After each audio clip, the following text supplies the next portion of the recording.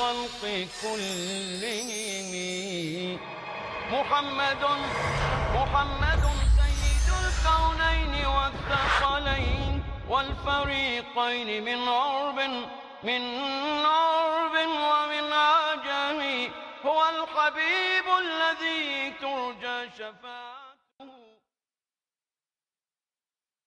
السلام علیکم ورحمۃ اللہ وبرکاتہ. وعلیکم السلام ورحمۃ اللہ وبرکاتہ. الحمد للہ رب العالمین والصلاة والسلام علی رسولہ الکریم وعلی آلہ وصحبہ اجمعین ومن تبعہ بإحسان الی یوم الدین. اما بعد، ہم حدیث کی مشہور اور معروف کتاب بلوغ المرام حافظ ابن حجر عسقلانی رحمۃ اللہ علیہ کی اس کا ترتیب کے ساتھ مطالعہ کر رہے ہیں. تو اس میں ہم کتاب الوضو پر پہنچے اور وضو کے سلسلے میں جو چند اہم باتیں اس سے پہلے کے لیکچر میں دہرائی گئی ہیں اسی سلسلے کو ہم آگے بڑھاتے ہیں. تو اس سے پہلے ہم نے جو باتیں کی ہیں اگر ان میں کوئی سوال وغیرہ آپ کرنا چاہیں وضو کے سلسلے میں تو آپ کر سکتے ہیں، کوئی بھی بھائی. ہاں شیخ، کچھ جانور جو حلال نہیں ہے مثلا کتا، تو اگر ان کا بدن اگر ہمارے کپڑوں کو چھو جائے، ان کا تھوک نہ لگے پر ان کا بدن اگر کپڑوں کو چھو جائے تو اس پر کیا شرعی حکم ہے؟ ہاں، اس کا ذکر جو ہے ازالت النجاسہ، جو گندگی اور ڈرٹی کوئی بھی نجاست لگ جائے تو اس کو دور کیسے کیا جائے گا اس کے حوالے سے ہے کہ اگر کتا کسی کے بدن کو چھو جائے تو اس صورت میں کیا کریں. اس کا صحیح اور اچھا طریقہ یہ ہے کہ اتنے حصے کو آپ پانی ڈال کر دھو دیں. تو اس سے یہ ہوگا کہ اگر کوئی گندگی ہے وہ بھی دور ہو جائے گی، دوسرے طبیعت کے اندر جو تھوڑی سی انقباض کی کیفیت پیدا ہوتی ہے وہ بھی دور ہو جائے گی پانی کی وجہ سے. تو بہتر یہ کہ پانی اس پر چھڑک دیں. آپ کچھ پوچھنا چاہتے ہیں؟ یہ مسواک میں کون سی مسواک سب سے بہتر رہیں گی؟ ماشاءاللہ، گزشتہ ہم نے ذکر کیا تھا مسواک کا، کیونکہ حدیث میں اس سلسلے میں جو الفاظ استعمال ہوئے ہیں کہ نبی کریم صلی اللہ علیہ وسلم مسواک کو بہت پسند فرمایا کرتے تھے، اور آپ نے کہا لولا ان اشق علی امتی لامرتہم بالسواک مع کل صلاۃ، کہ اگر مجھے لوگوں کے مشقت اور پرابلم میں پڑنے کا ڈر نہ ہوتا ہر وضو کے ساتھ مسواک کو ضروری قرار دیتا.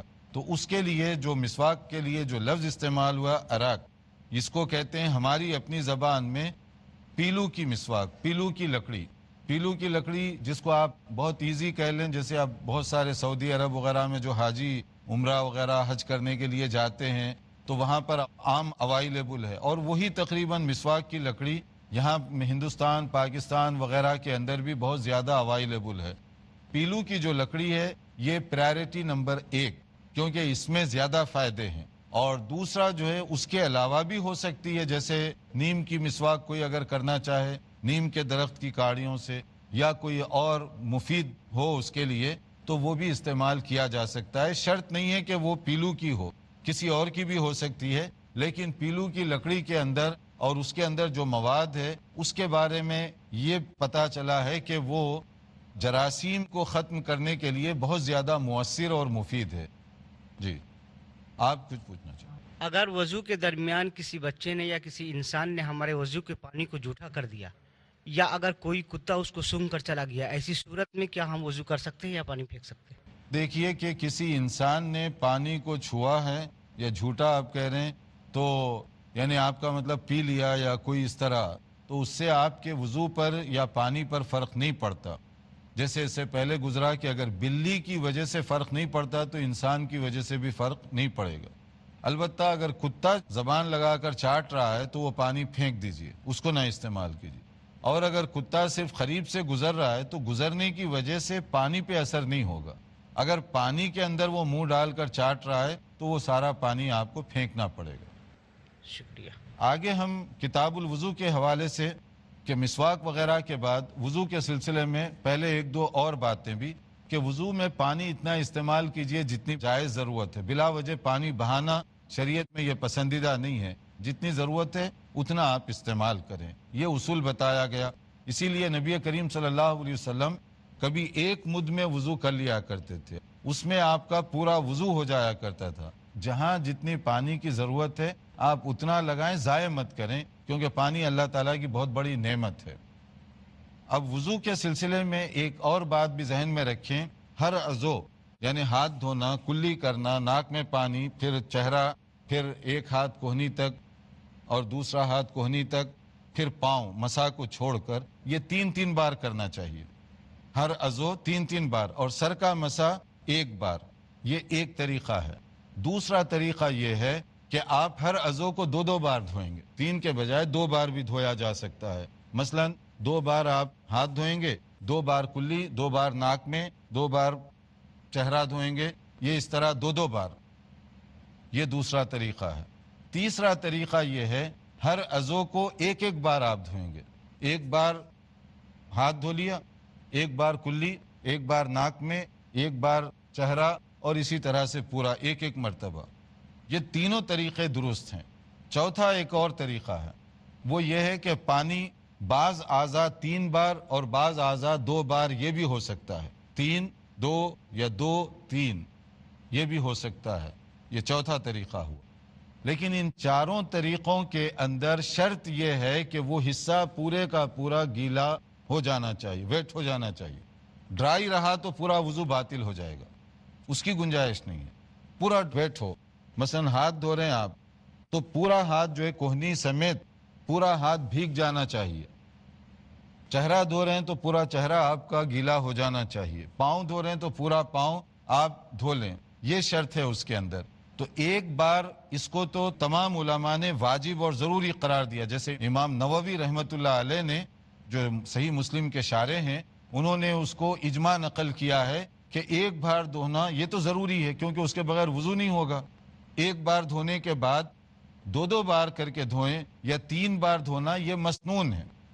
اب یہاں پر یہ ہے کہ اس میں حکمت کیا ہے؟ اس میں بڑی حکمت ہے. خاص طور پر وہ لوگ جو کام کرنے والے ہیں یا سفر میں ہیں ان کو اس کا بہت تجربہ ہوتا ہے کہ بعض حالات میں ایسے ہوتا ہے کہ آپ کے پاس اتنا ٹائم ہوتا ہے کہ آپ صرف ہر عضو کو 1 بار یا 2 بار دھو کر ہی وضو کمپلیٹ کر کے بھاگنے کی ضرورت محسوس کرتے ہیں. ایسی صورت میں اگر آپ 3 بار دھوتے رہیں گے تو آپ کے لیے تکلیف دہ ہو جائے گا وہ. تو شریعت وہاں آپ کو گنجائش دے رہی ہے کہ آپ 2 بار دھو کر بھی وضو جلدی کر لیں اور جہاں آپ کو جانا ہے روانہ ہو جائیں. یہ شریعت کی اجازت ہے.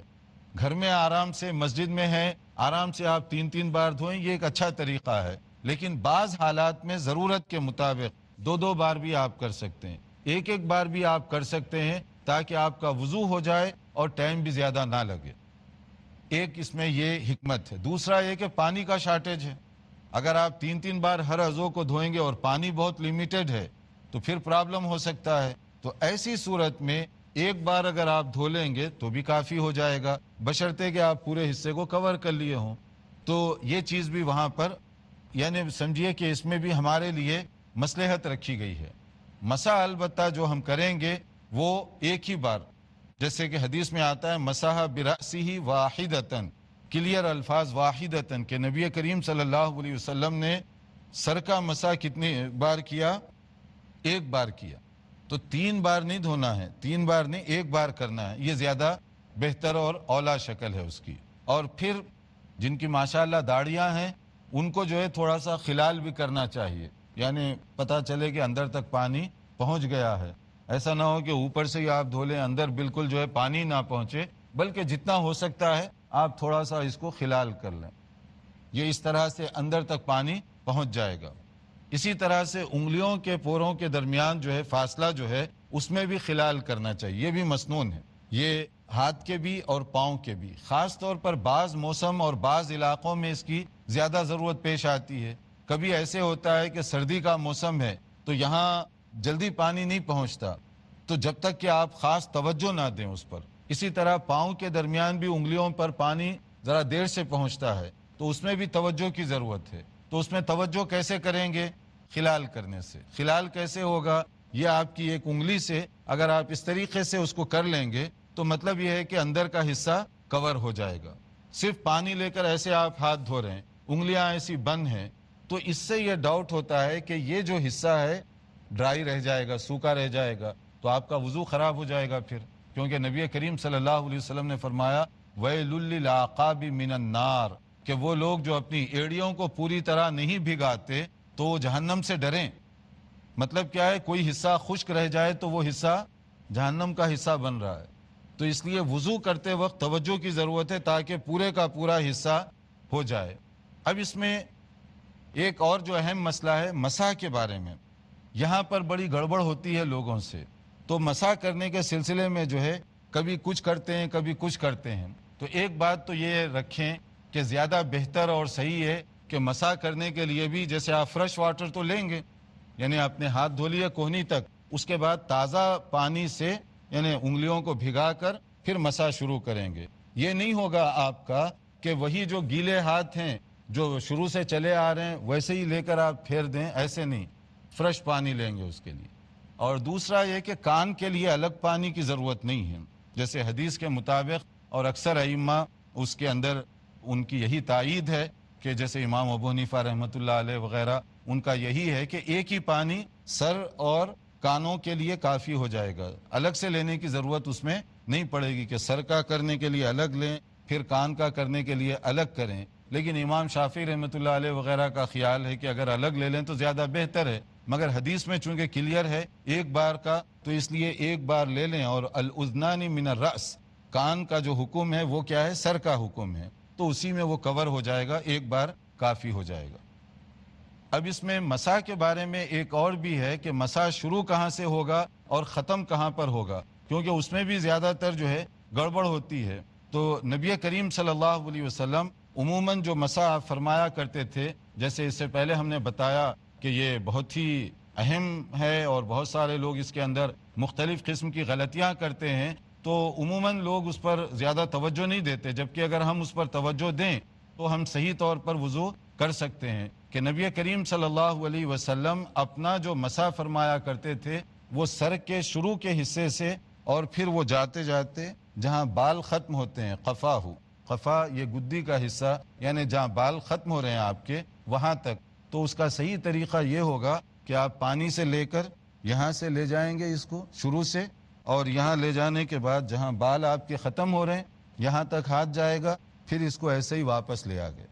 پھر اس کے بعد آپ یہ جو انگلیاں ہیں سباحتین، یہ جو انگلیاں ہیں شہادت کی انگلیاں جس کو ہم لوگ کہتے ہیں، یہ کان کے اندرونی حصے میں اور انگوٹھا اوپر کے حصے میں اس طرح سے کر کے یہ اوپر کے حصے سے آپ اس کو کور کریں گے. یہ ہو گیا سر کا مسح، یہ حدیث کے مطابق مسح ہے. یہاں کے بعد پھر کچھ نہیں ہے، ادھر نہیں ہے ایسا جو موسٹلی لوگ اس طرح سے کرتے ہیں، کوئی صحیح حدیث نہیں ہے نبی صلی اللہ علیہ وسلم سے. پھر اس کے بعد آپ پاؤں کو دھوئیں گے. پاؤں کو بھی دھونے کا یہی پروسیجر ہے جیسے دوسرے اعضاء کو دھویا گیا تھا، 3 مرتبہ، رائٹ کو پہلے، لیفٹ کو بعد میں. یعنی یہ تو شریعت کا ایک جنرل حکم ہے کہ وضو کرنے میں پہلے دایاں اور اس کے بعد بایاں، پہلے سیدھے ہاتھ رائٹ ہینڈ کو دھوئیں گے پھر لیفٹ ہینڈ کو، اسی طرح رائٹ پاؤں کو پہلے دھوئیں گے پھر اس کے بعد لیفٹ کو دھوئیں گے. یہ ترتیب جو ہے وضو کی ہر جگہ اسی طرح سے چلتی رہے گی، کیونکہ یہ نبی کریم صلی اللہ علیہ وسلم کا یہ زیادہ پسندیدہ طریقہ ہے. کان رسول اللہ صلی اللہ علیہ وسلم یعجبہ التیمم فی تنعلہ و ترجلہ و طہورہ و فی شأنہ کلہ، کہ نبی کریم صلی اللہ علیہ وسلم کا یہ معمول تھا. یہ بخاری اور مسلم کی حدیث ہے کہ نبی کریم صلی اللہ علیہ وسلم پسند فرماتے تھے کہ ہر چیز میں آپ جو ہے دائیں طرف سے شروع کیا جائے، رائٹ ہینڈ سے شروع کیا جائے، پہلے رائٹ سے پھر اس کے بعد لیفٹ. نبی صلی اللہ علیہ وسلم عموماً اسی طریقے سے عمل کیا کرتے تھے. تو اس کے بعد ہمارا وضو یہ کمپلیٹ ہو گیا. اب جب وضو کمپلیٹ ہو جائے تو اس کے بعد کیا کرنا چاہیے؟ تو اس کے لیے آپ دیکھتے رہیے ہمارا پروگرام. تھوڑے سے بریک کے بعد حاضر ہوں گے انشاءاللہ. محمد سید الکونین والثقلین. ناظرین، وقفے کے بعد دوبارہ آپ کی خدمت میں حاضر ہیں. وضو کمپلیٹ کرنے کے بعد اس کی دعا ہے. نبی کریم صلی اللہ علیہ وسلم نے اس سلسلے میں خاص طور پر فرمایا کہ وضو کرنے کے بعد اگر کوئی آدمی یہ پڑھے اشہد ان لا الہ الا اللہ وحدہ لا شریک لہ واشہد ان محمدا عبدہ ورسولہ. پھر دوسری حدیث میں اس کا جو آخری حصہ ہے اللہم اجعلنی من التوابین واجعلنی من المتطہرین، کہ یا اللہ مجھے پاک لوگوں میں سے، توبہ کرنے والے لوگوں میں سے بنا دے. اگر اس طرح کی ہم دعا پڑھتے ہیں تو اس کے لیے یہ خوشخبری اور بشارت سنائی جا رہی ہے کہ اللہ تعالیٰ کی طرف سے اس کے لیے جنت کے دروازے کھول دیے جاتے ہیں.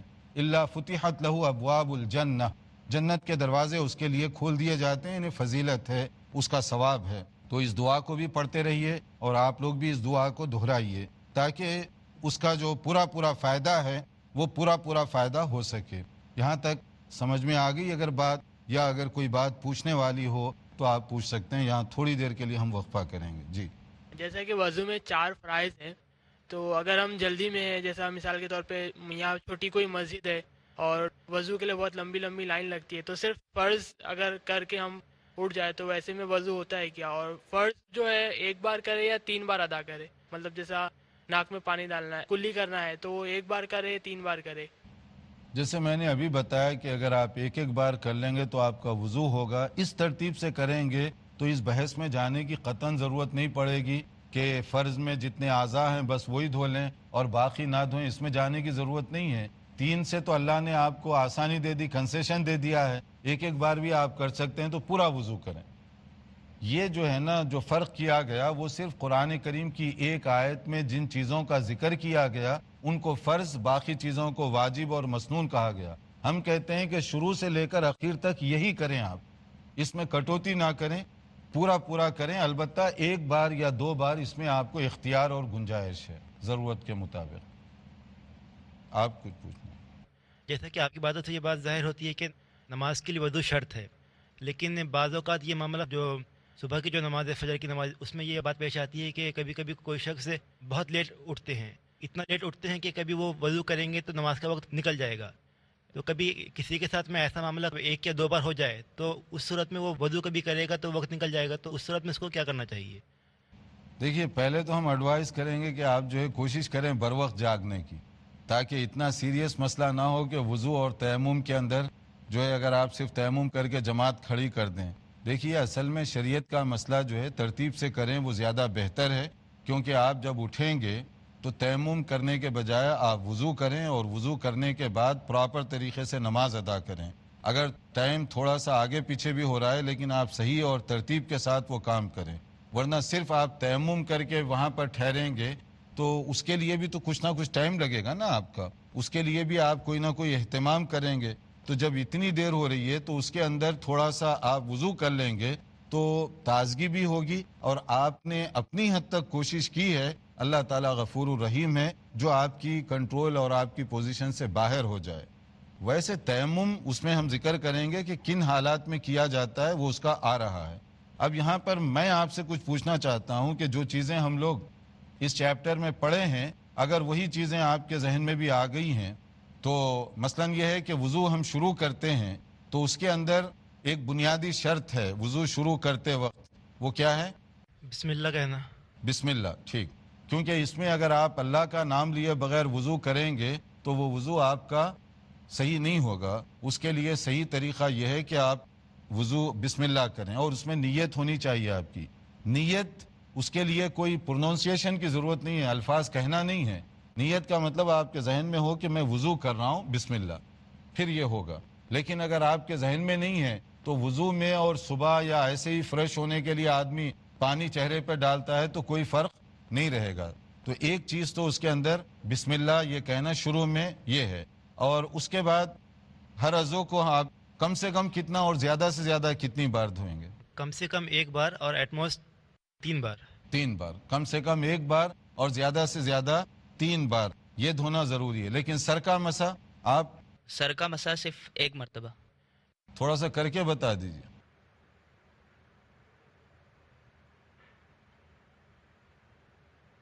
ہو گیا سر کا مسا. اس کے بعد پھر گردن اردن نہیں آ رہی بیچ میں. جی.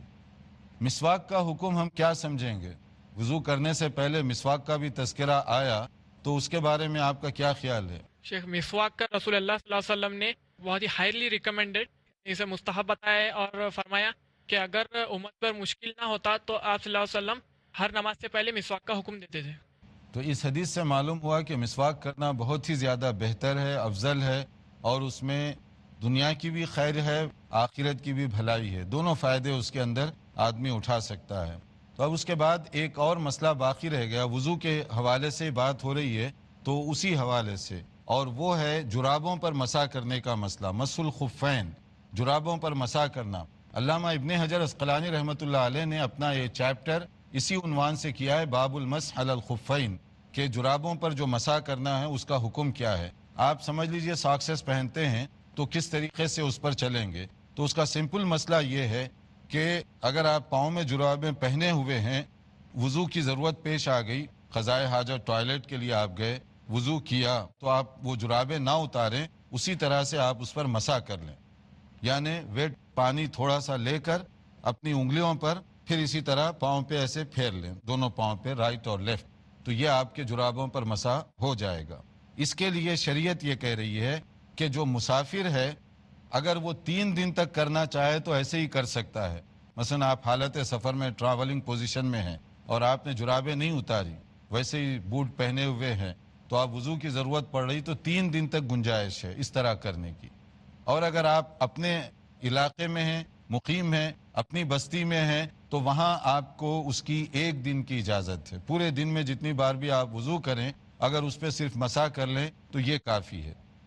اس کے لیے صرف شرط یہ رکھی گئی ہے کہ جب آپ پہلی بار جرابیں پہن رہے ہوں اس وقت آپ وضو کریں, فریش وضو کریں, پاؤں دھوئیں, پھر جرابیں پہن لیں. تو اس کے بعد جتنی بھی مرتبہ ضرورت پیش آئے گی, اگر آپ جرابیں نہیں نکالے ہیں تو پھر آپ جو ہے صرف مسح کر لیں تو یہ کافی ہو جائے گا. یہاں اس کے بعد ایک مسئلہ ہے کہ جرابیں کیسی ہوں. شریعت اس پہ بحث نہیں کر رہی ہے. یہ جو ہے نا شریعت میں بہت فلیکسیبلٹی اور گنجائش دی گئی. جرابیں چاہے لیدر کی ہوں, چاہے آپ کی کاٹن کی ہوں, چاہے وول کی ہوں, جو نارملی آپ پاؤں میں پہنتے ہیں اس پر آپ مسح کر سکتے ہیں. اگر جرابوں پر تھوڑی بہت کوئی سوراخ وغیرہ جیسے بعض وقت ہوتا ہے, پھٹ گئی ہے تھوڑی سی, تو اس سے بھی کوئی فرق نہیں پڑتا. لیکن بہت زیادہ پھٹی ہوئی ہے, مثلا یہ کہ آپ کی ایڑی پوری باہر نکل گئی, تو یا آج کل تو اس طرح کی جرابیں لوگ کم پہنتے ہیں, لیکن غربت کے زمانے میں یا غریب علاقوں میں ایسے ہوتا تھا کہ بہت سی سوراخیں پڑ جاتی اور وہی پہنا کرتے. تو ان کے لیے یہ تھا کہ اگر جو ہے جرابوں کی وجہ سے پاؤں کا کافی حصہ باہر نکل رہا ہے تو پھر تو مسح کرنے کا کوئی معنی نہیں ہے, آپ اس سے بہتر ہے کہ پاؤں پورا دھو لیں. لیکن اگر ایسے نہیں ہے, چھوٹی بہت ہول ہے, کہیں پر ایک آدھ سوراخ ہے, اس سے کوئی فرق نہیں پڑتا, آپ اس پر پوری طرح سے مسح کر سکتے ہیں. اب یہاں پر ایک اور چیز ہے کہ اس میں حکمت کیا ہے؟ بہت بڑی حکمت ہے. ہمارا دین پوری دنیا کے لیے ہے نا, صرف ہمارے لیے نہیں ہے, پوری دنیا کے لیے ہے. اللہ تعالیٰ نے ایسے قانون بنائے, وضو, نماز, طہارت کے, ہر جگہ اگر آدمی اس پر عمل کرے گا تو ایزی فیل کرے گا. مثلا آپ پبلک پلیس میں چلے جائیں, بمبئی میں جائیں, لندن میں جائیں, امریکہ میں جائیں, کہیں بھی جائیں, پبلک جگہ واش روم میں جاتے ہیں آپ, وہاں پر آپ وضو کر رہے ہیں, وضو آسان ہے آپ کا, لیکن جرابوں نکال کر پاؤں دھوئیں گے سنک پر پبلک جگہوں پر, تو انڈیا میں کیا ہوگا؟ وہاں تو گڑبڑ ہو جائے گی. آپ کے پیچھے کوئی غیر مسلم ہندو ہے, وہ تو شور مچا دے گا کہ آپ نے یہ کیا کیا ہے. اسی طرح آپ اگر ویسٹرن کنٹریز میں جا کر کریں گے تو لوگ کہیں گے غیر مہذب آدمی آ گیا, پتہ نہیں کہاں سے آیا ہوا ہے کہ یہ سنک پر اس طرح سے پاؤں رکھ رہا ہے. تو ادھر بھی پرابلم, ادھر بھی پرابلم. تو اب شریعت کے حکم پر عمل کریں, وہاں پر آپ صرف جرابوں پر مسح کریں, کسی کو کوئی اعتراض نہیں. پورا وضو کرنا آسان ہے, مسح کر لیں, پھر کوئی پرابلم نہیں. تو یہاں چونکہ ہمارا وقت ہو رہا ہے تو اس موضوع پر ہم کچھ اور باتیں اگلے پروگرام میں انشاءاللہ تعالی پیش کریں گے, کیونکہ اس کے بغیر یہ پروگرام تشنا رہ جائے گا. تو آگے ہم پیش کریں گے انشاءاللہ. انتظار کیجئے ہمارے اپنے اگلے لیکچر کا, تاکہ حدیث کی اس کتاب کے حوالے سے ہم ترتیب سے چل سکیں. والسلام علیکم ورحمۃ اللہ وبرکاتہ. مولاي صل وسلم دائما أبدا على حبيبك خير الخلق كلهم محمد سيد الكونين والثقلين والفريقين من عرب ومن عجم. هو الحبيب الذي ترجى شفاعته, هو الحبيب الذي ترجى شفاعته لكل هول من الأهوال مقتحم. مولاي صل وسلم دائما